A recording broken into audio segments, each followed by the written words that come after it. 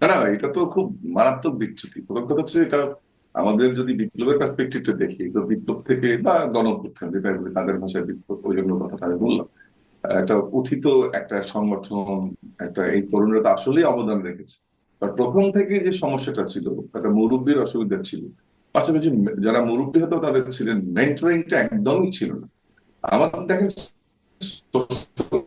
স্ট্রাকচারে কিন্তু চাচা, খালু, ফুপা, বাবা একটা গাইডেন্স থাকে। এই বাচ্চাগুলোর বা এই ছেলে মেয়েদের কোন রকম গাইডেন্স প্রথম থেকে ছিল না। আমি বাংলাদেশে সাথে বিভিন্ন টক শোতে সোশ্যাল স্ট্রাকচার নানান উদাহরণ দিয়ে বলছি। আমার as far as I can recall, এদের আচার আচরণ যেদিকে চলে গেল, সেটা খুবই মানে আনএক্সেপ্টেড পর্যায়ে অনেক সময় চলে গেছে।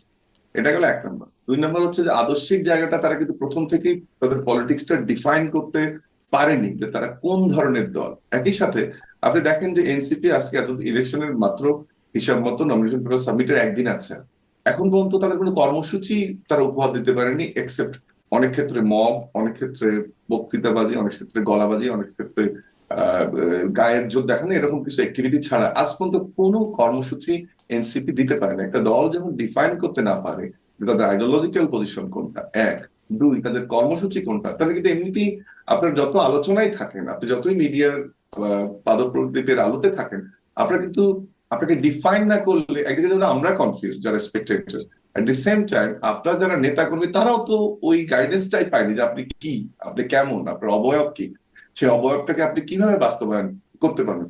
এটা তো দুই নাম্বার। তিন নাম্বার হচ্ছে একটা সন্দেহ সংশয় কিন্তু ছিল এনসিপি কে ঘিরে, যে যাদেরকে আমরা গুপ্ত দেখেছি, তারা এখন প্রকাশিত হয়েছে, বা জামাত শিবিরের কোন একটা অংশ এদের সঙ্গে ছিল। আবার আমরা দেখেছি যে তাদের সঙ্গে যোগ দেওয়ার কথা থাকলেও তারা ভেঙে আরেকটি দল করেছে, এরকমও হয়েছে। কিন্তু মোটামুটি কোন স্টেবল স্ট্রাকচারও কিন্তু এদের ছিল না। আমরা আদর্শিক কথা বললাম, কর্মসূচির কথা বললাম, আবার স্ট্রাকচারও কিন্তু এদের ছিল না। আরো একটা জিনিস দেখেন, যেখানে আমরা জানি দুটো গ্রুপ সবসময় একটা পাওয়ার ডাইনামিক্স ছিল এখানে, একটা নাহিদের নেতৃত্বে, একটা আসিফের নেতৃত্বে। এবং সে আফ্রিকাও কিন্তু যখন পদত্যাগ করলো, সেও আবার এনসিপিতে গেল না। এটাও কিন্তু এদের জন্য একটা খুব ক্রিটিক্যাল ভাইটাল পয়েন্ট ছিল। মাহফুজ গিয়ে এখন কি করছে সে খবর আমরা জানি না। এগুলো কিন্তু বিচ্যুতি, এগুলোকে কিন্তু মার্ক করতে হবে কি কি হচ্ছে। আর এরপরে আপনি দেখেন যে যাদের তাদের যে মুখপাত্র ছিল, আমি ছেলেটার নাম বলে গেলাম, নাসির প্রধান, তার যে কথাবার্তা, যেভাবে এক এক সময় এক এক দলকে নিয়ে এক একটা বক্তব্য, তার মানে কাউরের কাছে আশ্রয় পাওয়ার জায়গা তারা রাখেনি। As far as my information, তারা কিন্তু বিএনপির সঙ্গেও কথা বলার চেষ্টা করেছিল। এবং আরো একটা সার্কাস হচ্ছে, তারা কিন্তু একটা জোটও করলো, এটা বোধহয় মঞ্জু ভাইয়ের যে দল, আমি এই মুহূর্তে ভুলে গেলাম, আমাদের মঞ্জু ভাইয়ের দলটা এবি আমাদের পার্টি, রাষ্ট্র কাউরে সংস্কার, এবি রাষ্ট্র পার্টি, রাষ্ট্র সংস্কার আন্দোলন সংস্কার আর আর না, রাষ্ট্রসংঘ এবি পার্টি। আমাদের কায়ম ভাই আর মঞ্জু ভাইয়ের পার্টি আর কি। এবি পার্টি আর কায়ম ভাইয়ের রাষ্ট্র সংস্কার আন্দোলন, তাদের সাথে জোট। তখনই একটা কোন টকশোতে আমি বলছিলাম যে এগুলো খুব প্রতীকী, কারণ কারো ভোট নাই। এনসিপিদেরকে নিয়ে কতটুকু লাভ আছে, মঞ্জু ভাই আমার খুব শ্রদ্ধেয় বড় ভাই, উনি শুনছেন কিনা, কায়ম ভাই শুনছেন কিনা, বাট ভোটের দিক থেকে বাস্তবতাটা এটাই। ওটাও তাদের রিটটা ঠিক হয়নি।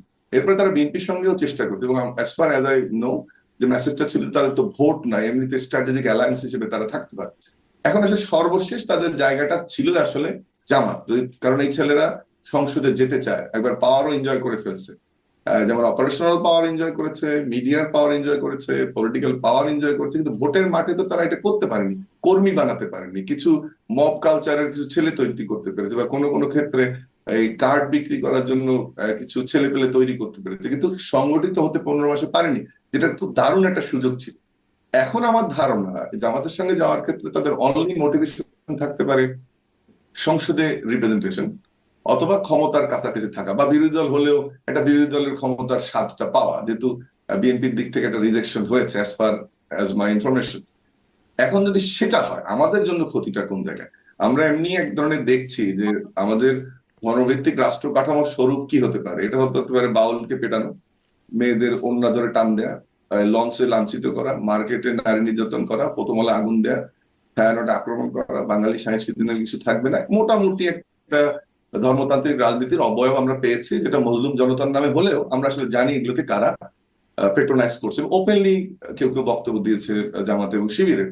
সে অবস্থায় এই ছেলেগুলো যদি ওই জায়গায় গিয়ে যোগ দেয়, তাহলে আমরা যে একটা মধ্যপন্থী মডারেট ইসলামিক স্টেট, বা আমরা একটা মধ্যপন্থা দেশ, সে আশা তো, সেটা তো বিপ্লবের পুরোপুরি বিপক্ষে। মত প্রকাশের স্বাধীনতার বিপক্ষে, বাঙালি সংস্কৃতির বিপক্ষে, নারী স্বাধীনতার বিপক্ষে, মানবাধিকারের বিপক্ষে, সবকিছুর বিপক্ষে। তবে এটা যদি হয়, আলটিমেটলি এই সিদ্ধান্ত যদি নেয় এনসিপি, তাহলে এই দলটির কোন অস্তিত্ব নিকটবর্তী থাকবে কিনা আমি সন্দেহ পোষণ করি। আমি আশা করব যে বিবৃতির সংখ্যাটা 30 না 300 হোক, এবং এনসিপি একটা আসন না পাক, কিন্তু ইন্ডিপেন্ডেন্টলি তারা ইলেকশন করুক। যেটা কথা একটু আগে আমরা বলছি, তাদের একটা মার্কা আছে, মার্কাটা ডিবেটের কারণে পরিচিত হয়ে গেছে অন্যান্য দলের থেকে।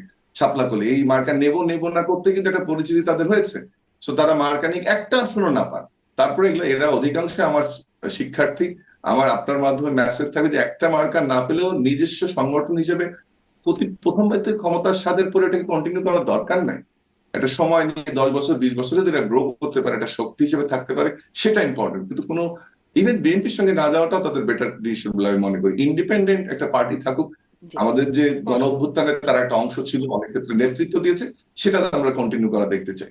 জি, অনেক ধন্যবাদ ডক্টর মাসুদ কামাল। আপনি আসলে কি মনে হচ্ছে যে এনসিপি কি ভাঙনের মুখে পড়েছে এই সময় এসে?